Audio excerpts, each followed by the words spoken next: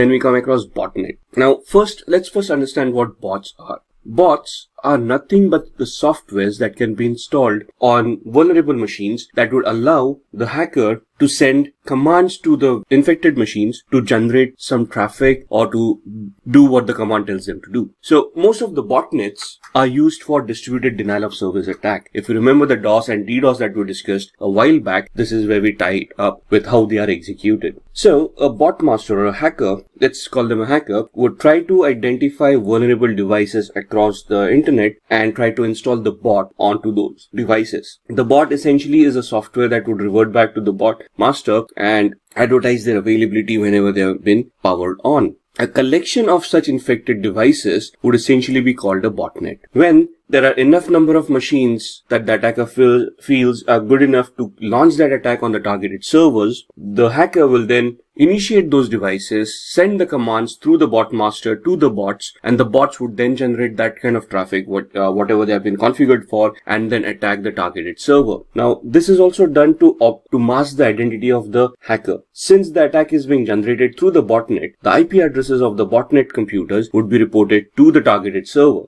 not the actual hacker's IP address. So to figure out who the attacker was would be very much difficult depending on the size of the botnet. So this, you can see, is the attack that has been created over the victims, and the malicious traffic has been generated through the botnet and the victims have been targeted through that. So as said, once that traffic has been done to forensically investigate at the victim's end, they would find the IP addresses of the botnet and not the attacker.